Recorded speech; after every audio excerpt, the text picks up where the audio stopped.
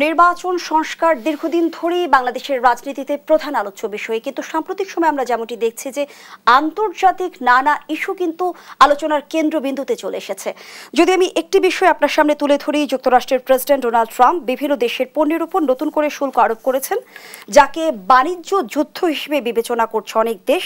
ট্রাম্পের সিদ্ধান্ত অনুযায়ী বাংলাদেশে পণ্যের উপর শুল্ক বাড়িয়ে 37% করা হয়েছে। কি প্রভাব পড়তে যাচ্ছে বাংলাদেশের অর্থনীতিতে? আমরা ট্রাম্পকে এই শতকের মোহাম্মদ বিন তুগলক বলতে পারি। এর আগের বার যখন তিনি ক্ষমতায় এসেছিলেন তখন অনেক কিছু ঘোষণা দিয়েছিলেন, অনেক কিছু করতে গিয়েছেন, এবং সর্বশেষ যে ঘটনাটা ঘটেছে ক্যাপিটাল হিলে, এটা কিন্তু মার্কিন গণতন্ত্রের ইতিহাসের সবচেয়ে কালো অধ্যায়।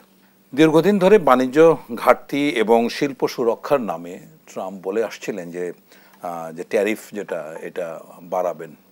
তো এটা সর্বশেষ গত সপ্তাহের যে ঘোষণাটা এলো তাতে বাংলাদেশের যে রেডিমেড গার্মেন্টস অ্যাপারেলস এর উপরে প্রায় 37% ট্যারিফ বাড়িয়েছে।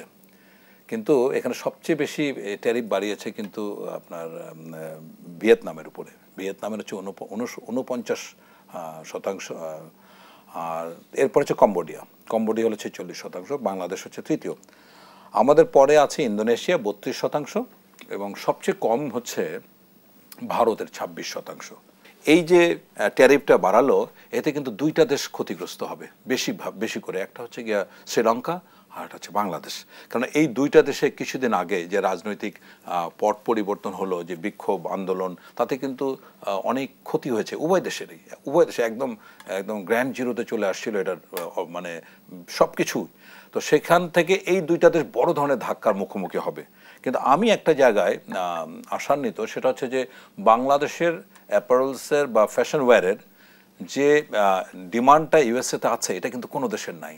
এমনকি ইন্ডিয়ান ভারতীয় ফ্যাশন ওয়্যারের চাহিদা এত না, পছন্দ করে না, এটা ঠিক। সুতরাং ভারত যতটা না ক্ষতিগ্রস্ত হবে, তার থেকে বাংলাদেশ যে বেশি ক্ষতিগ্রস্ত হবে আমি এটা মনে করছি। বিকজ যেহেতু চাহিদা আছে, সুতরাং এটার সরবরাহ করতে বাধ্য।